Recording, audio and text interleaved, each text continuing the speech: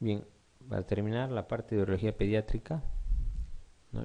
Las patologías más preguntadas, por acá tenemos la hipospadia, ¿no? ¿Qué cosa es la hipospadia? Es es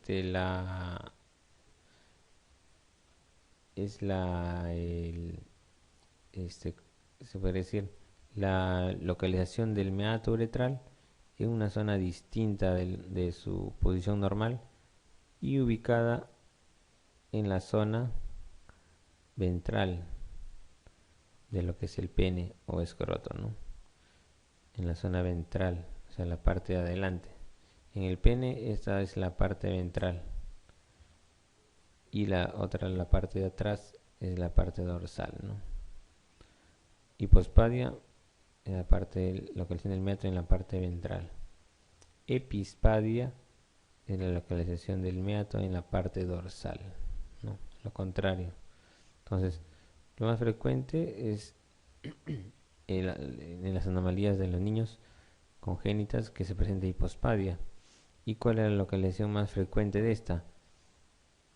Es que se presente acá, a la cabeza, ¿no? O sea, en la zona del glande y de la corona, ¿no? De la corona prepucial. Coronal, subcoronal, glandelar. Esas son las zonas más frecuentes, un 70% aproximadamente. Acá se va a encontrar el meato. Y con menos frecuencia ya en la parte del pene o en la parte escrotal ya, ¿no? O a veces hasta perineal, mucho menos frecuente. Entonces nos dice, ¿no? ¿En qué localización es más frecuente encontrar el meato hipospádico? ¿Cuál lo marcarían?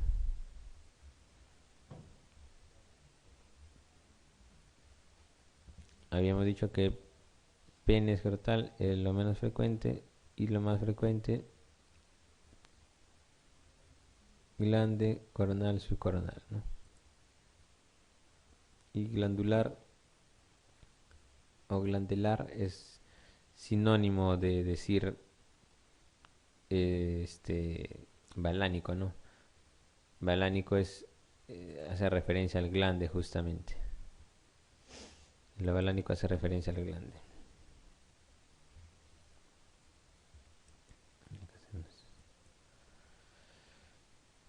Se nos colgó la máquina, creo.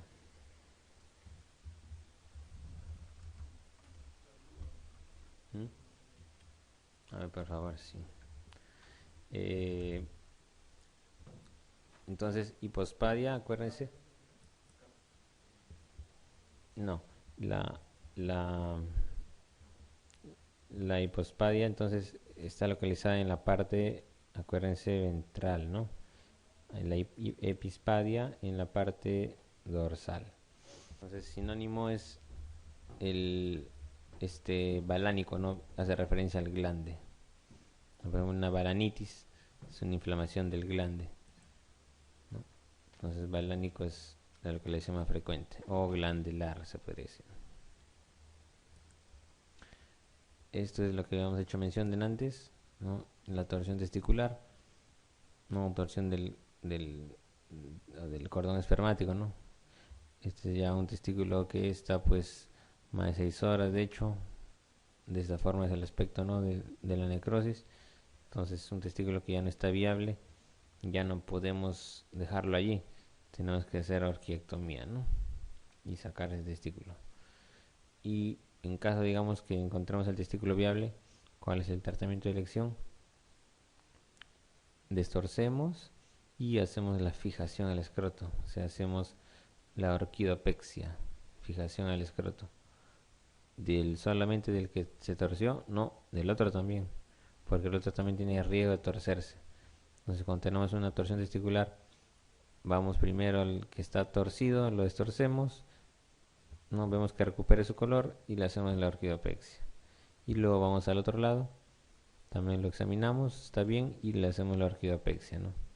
Porque si no está fijo un lado, tampoco está fijo el otro, ¿no? Lo que une el testículo al escroto es el gubernáculo en testis, ¿no? Si no, justamente una de las causas que produce torsión testicular es porque hay ausencia de este gubernáculo en testis. Entonces ya es algo congénito, ¿no? Entonces, para ninguno de los dos va a haber gubernáculo en testis. Entonces, por eso hay que fijar al escroto ambos. Nos dice, ¿no? Un escolar de 12 años que es evaluado por tumefacción escrotal manifiesta súbito dolor irradiado al abdomen y náuseas. Al examen el testículo es difusamente doloroso y la piel es edematosa. El diagnóstico es, entonces, esta patología de la torsión testicular es más frecuente en la edad joven, en la edad escolar sobre todo, ¿no? Donde va a haber pues dolor testicular, justamente que se, como dice, cerrar el abdomen y pues el examen va a estar bastante doloroso, ¿no? Entonces puede ser una orquiepidemitis, podría ser con menos frecuencia, pero ante la sospecha lo primero que hay que pensar es en una torsión testicular, ¿no? O sea, la respuesta es la D. Sobre todo cuando dicen se manifiesta de forma súbita, característico, ¿no? En los exámenes que nos pongan eso, es una palabra clave, súbito. Generalmente es un poco más progresivo, ¿no? Un poco más progresivo. Para efecto del examen, cuando dice súbito, primero las náuseas nos indica que ya puede haber una irritación refleja, ¿no? De peritoneal. Sí. Ante la sospecha de una torsión testicular, dice, ¿cuál es entre las siguientes la prueba diagnóstica de elección? Entonces, de todas estas, cuando sospechamos torsión testicular, ¿qué pasa con el cordón? Habíamos visto, se ahorca, ¿no? Entonces, no va a haber buen flujo sanguíneo.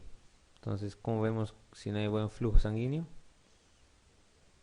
La única forma de esta es a través de la ecodoppler, ¿no? Entonces, si hacemos ecodoppler, vamos a ver que el flujo es pues escaso, ¿no? Y casi ya nos confirmaría el diagnóstico. Es cuando a veces hay torsiones pues que son medias incompletas, ¿no? Que se ahorca, se isquemia ahí parcialmente. Pero generalmente ya si el paciente viene con el dolor pues intenso, al examen es característico. Entonces, la terapia es cirugía urgente, ¿no? ¿Cuál es la conducta terapéutica ante una torsión testicular? Fijación quirúrgica del testículo que se torció o de los dos. De los dos, muy bien. Fijación quirúrgica bilateral. Causa más común de atrofia testicular.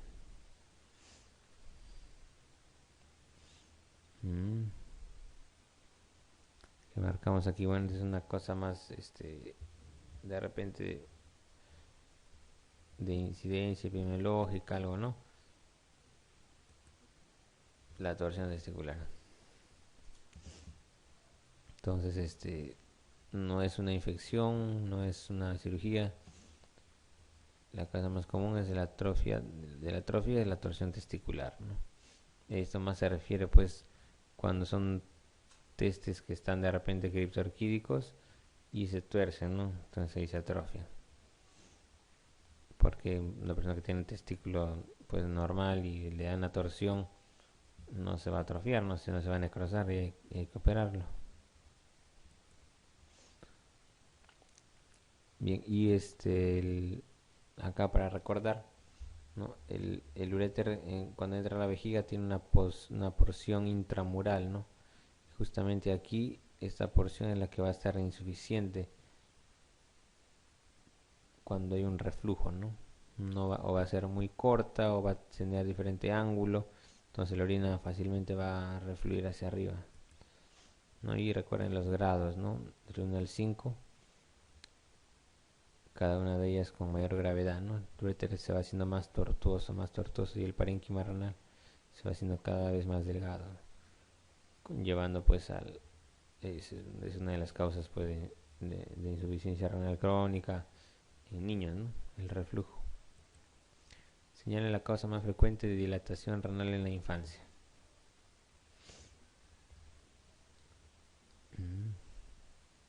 Entonces, sin lugar a dudas, en la infancia, pues va a ser el reflujo vesicoureteral, ¿no? Va a ser difícil, pues, que un niño tenga litiasis o quistes renales, ¿no? Que produzcan, pues, dilatación renal.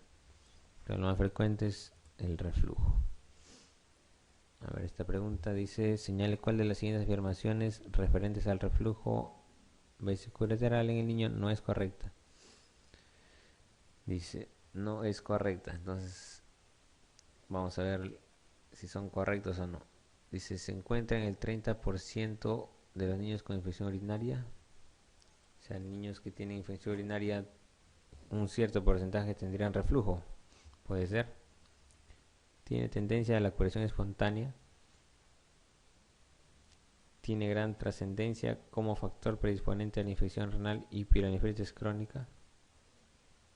Cuando se diagnostica antes de los 5 años, la indicación quirúrgica es la norma. En los casos idiopáticos considerados en su conjunto pueden afirmarse su condición genética. Ya entonces, ¿qué marcamos acá? La B dicen algunos, otros dicen. Entonces, esa patología, aunque no lo crean, va a haber una incompetencia ahí de esa unión que dijimos, pero con el paso de los años muchas veces eso se va corrigiendo. Es como que madura el organismo y, entre comillas, se produce una curación espontánea en el reflujo de grado leve, de repente grado 1, ¿no? Posteriormente se ve que va, con el paso de los años, va desapareciendo. ¿Ya? Y ¿qué es lo que hay que hacer? Pues de repente tienen grado 1, grado 2 y no le produce mucha sintomatología al paciente, ¿no? No hace falta un tratamiento quirúrgico, sino un tratamiento conservador. Tranquilamente podría ser. Entonces, en ese sentido, vamos a marcar la D, ¿no? No es correcta porque, o sea, la edad en sí no va a indicar, pues, si lo vamos a operar o no, ¿no? Sino más que todo es en qué grado está y ver cómo es la sintomatología. Como le digo, puede ser un grado leve y el paciente no tiene mayor sintomatología y con el paso del tiempo vamos viendo que va resolviéndose, ¿no? Sí predispone para las infecciones urinarias. Acuérdense la Escherichia coli, que es la más frecuente. Va a producir pielonefritis crónica, ¿no? Por el reflujo y la infección. Y pues la parte genética también, ¿no? Si es idiopático, pues no se sabe si es genético o no, ¿no? No se sabe la causa, simplemente no hay algo claro en cuanto a la cuestión hereditaria genética. A ver, la exploración más adecuada para diagnosticar el reflujo es, habíamos visto,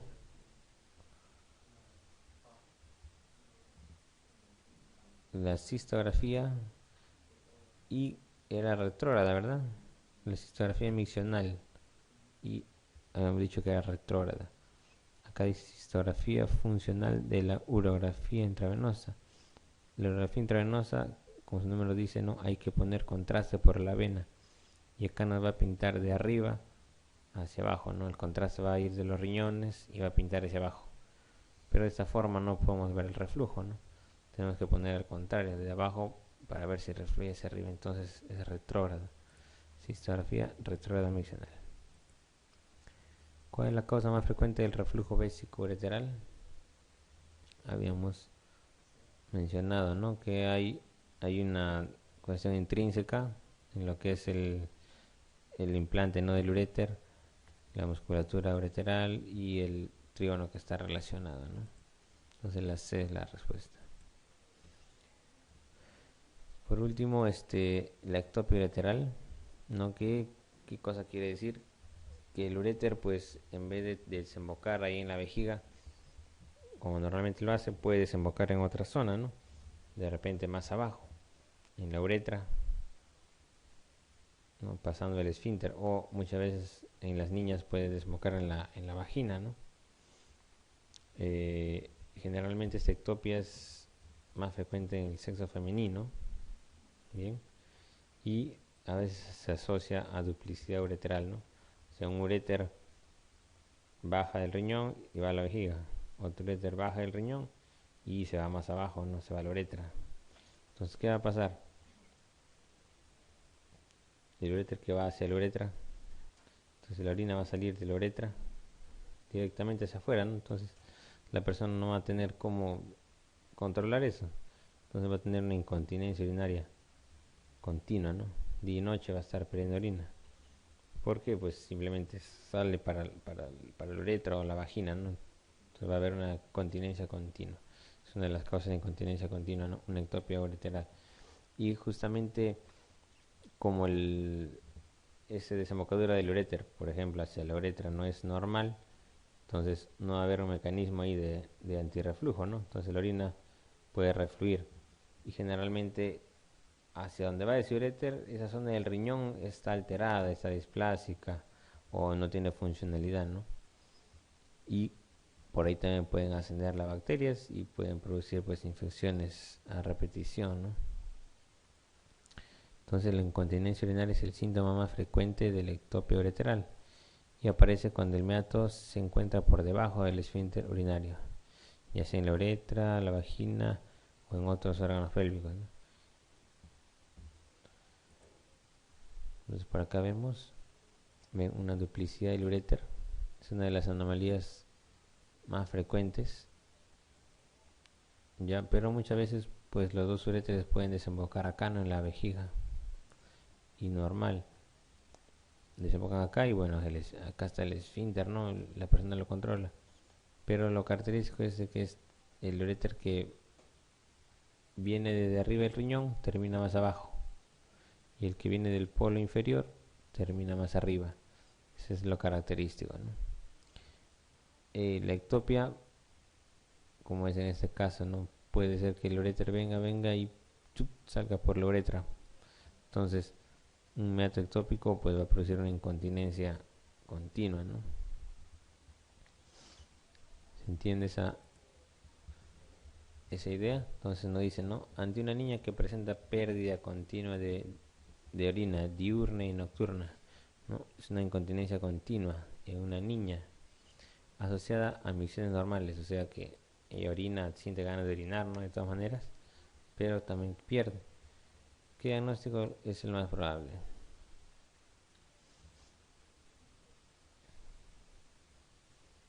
Entonces, esa, esa incontinencia asociada a micciones normales, o sea, quiere decir que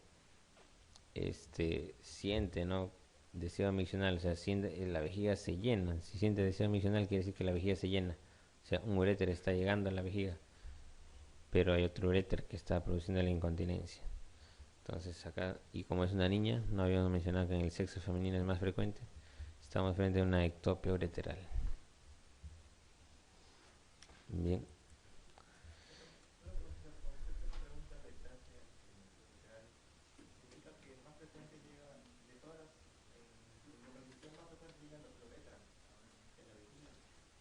La ectopia, la ectopia quiere decir que no va hacia la vejiga, sino hacia otros lugares.